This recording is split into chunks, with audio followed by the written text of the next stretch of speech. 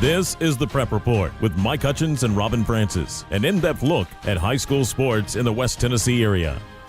Welcome, everyone. I'm Robin Francis along with Mike Hutchins. We're talking high school sports, maybe a little junior high as well. But first, we're going to start in the legendary column, Mike. We look at Jimmy Whitby, who is a longtime coach not only in Kentucky but Tennessee, had his best years at Obion County Central with a state championship as well, going into the TSSAA Hall of Fame. What an incredible honor. Yeah, it is, Robin, and certainly well-deserved from Coach Whitby. 19 seasons at Obion County Central, 467 of his 853 wins there with the Rebels, including that glorious 85-86 season where they went 34-5, won the Class 2A state championship, beating Austin East out of Knoxville in the finals, and just a great atmosphere.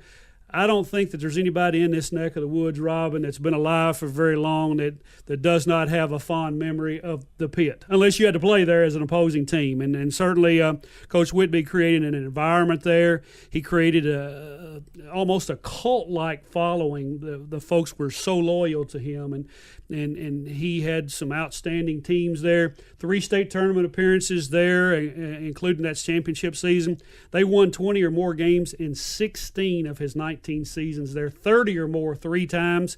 Went to the state tournament 3 times in Arkansas, was at South Iron, Missouri, Dyer City schools, not Dyer County, but Dyer City when they had a high school there. That's right. And started at Fulton County, right across the road here and right by the Mississippi River, and certainly just a great accomplishment, a well-deserved accomplishment.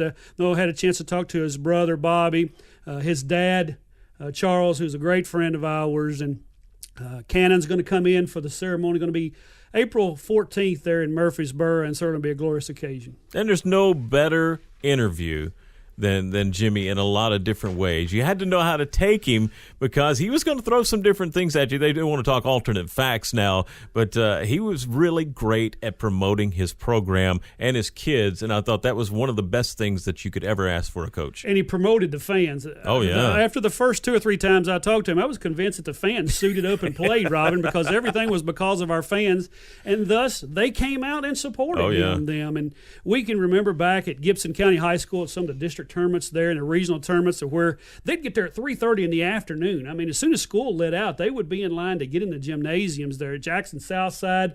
We remember back to where they stood in line for 2.5 hours just to get a seat in the gym, and he made them feel like they were a part of the success down there, and therefore they were very loyal to him in the program. Yeah, Maryville football coach George Qualls also going in, a person from West Tennessee as well, and Sam Miles, who's been at Peabody, been different places, also Tennessee TSSAA Board of Control going in, along with some various others from the state going in for the TSSAA Hall of Fame as well. Let's talk a little junior high. Hillcrest boys and girls both having exceptional postseason action right now. Yeah, played over 40 games combined, Robin, and 1 or 2 losses is all they've had all year long. And I think that's just a great accomplishment. Joe Brent Carey for the boys, Mason Story for the girls, and they're in the semifinals of the sectionals. They played in Memphis. They play Fayette West in the semifinals on Saturday. Both teams do, and it's an opportunity. This is, I guess, the highest level of state of tournament basketball for middle school. Now they're going to have a state tournament next year. One will be instituted there, so this will be the last year of the West sectionals being the ceiling of the tournament for the middle schools. But again, some outstanding talent and some very promising young people playing for Obion County's entry there at Hillcrest. And girls basketball, we'll look at single A first. 13A, that is all Greenfield right now. They are playing exceptionally well. They're number 2 in the state in Class 1A. They're 22-1 going into last night's or Thursday night's game with Union City. Then you also have Huntington, who gave Greenfield their only loss. They have since avenged that. Huntington is number 4 in Class 1A. Those are the top 2 teams, but some people forget about Dresden. Dresden is that almost team because they've I know they lost to Greenfield by 2 just the other night. Because Greenfield and Dresden Huntington are so good right now, you forget about the Dresden, and don't forget about Gleason. That's right. They're going to host a district tournament over there, Robin, and certainly it's worth 5 to 7 points to play on your own hardwood. That'll give them an advantage, I think, come postseason time, and we've seen them had great success over the years. And Sean Stevenson, he's firmly in control over there. Has the junior high program and the high school program there for Gleason, and some very good coaches. Willard Trevathan there at Greenfield's been there for a long time. Was a great player at Gleason, and you look back to at Jonathan West and his father Chuck, who've been at Dresden High School for a long time, and Huntington's kind of flown under the radar, even though they are number 4 right now. I really expected there to be, Robin, a little shakeup after last week. Number 1 ranked Clark Range lost. They did lose to Cumberland County, which is number 3, I think, in Class 2A. So it was a quality loss, if there is such a thing. But there's going to be some good basketball played in this area in the next month to 6 weeks. Yeah, you got Gibson County in 14A, Peabody also in 14A. Both of those are ranked as well. Yeah, and those are teams we had seen quite a bit in the last couple of years. Now with the new districting, they're over with TCA, they're over with Humboldt, and there's some folks we're going to see come regional tournament time. But I tell you what, it doesn't get any better than Weakley County for the single A. And hey, let's throw Westview in there in double A, the number 2 ranked Lady Chargers. It's really the hotbed of high school hoops right now on the girls' side. Yeah, Brian Haskins' club, they struggled the other night, made fools of me after I said that they were a lock to get in. Obviously, this had a down game against Crockett County, but some teams do have a down game against Crockett County. Not a bad program down there in Alamo. Yeah, I had a chance to see them Tuesday night against Obion County Central, and Kayla Hudson, who was she's not Hudson now, but she was Kayla Hudson at Gleason, and just an outstanding young high school coach on the female side. She's got some good assistants. Her Lyle LaRue, who was a former Obion County Central coach, who coached at Crockett County before, coached at Dyer County before, and Tommy Colvin, who's had state championships there at Humboldt and at Peabody, and just a lot of experience there that she has to lean on. And they're athletic in the post and made some big plays the other night against Obion. And as far as Westview, Robin, I think you fight boredom. Yeah. Hey, you win convincingly every night by 25 and 30 points, and they're still high school kids. They know who can play and who can't play, and I think sometimes motivation becomes your biggest obstacle.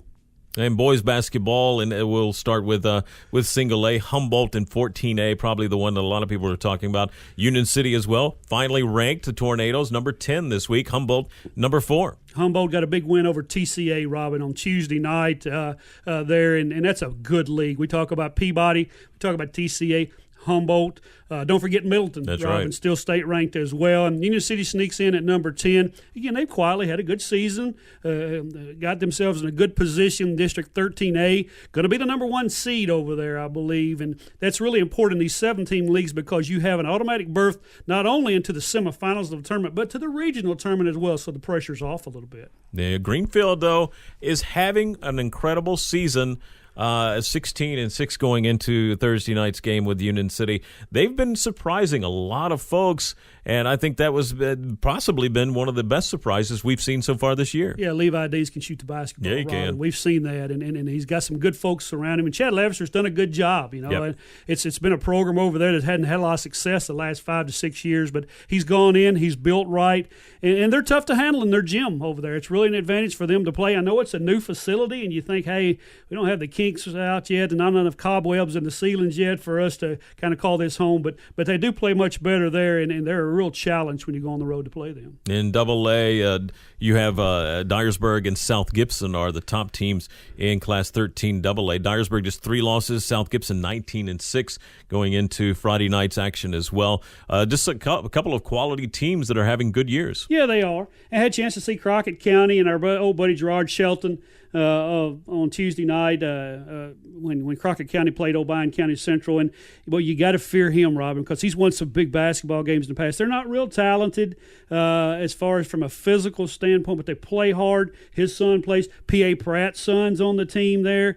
Jordan Branch, who we saw in football seasons, a big presence in the post there, takes up a lot of space. So, again, you can't sleep on some of these teams that maybe don't come in the upper echelon, but they have some potential getting into tournament time. And Dyer County is a 2-loss team in AAA. Just lost their first district game the other night against Brighton. A little bit of a surprise for them. Still, though, they're ranked number 7 in Class 3A. Yeah, and I think the thing with Derek McCord's team there, and they're always going to be successful, and they have some good talent there physically, Robin, is can they go into Memphis in Class 3A and match up with some of the better folks down there? You know, we talk about the east of the Memphis, and, you know, not only are they one of the top teams in Tennessee, they're one of the top teams in the nation. They've been listed there. So much travel ball, so many talented folks there. And it's always a good coach. Yeah, just a little bit. And it's always going to be the question, can you take a rural West Tennessee team? And it's not just beating one. Yeah. You have to win 2 or 3 in the regional tournament to advance on. I think that's a challenge for Dyer County right now. You've been listening to The Prep Report with Robin Francis and Mike Hutchins. Listen each week as Robin and Mike bring you exclusive information on what's going on in West Tennessee high school sports. For sponsorship information, call 731-446-7496.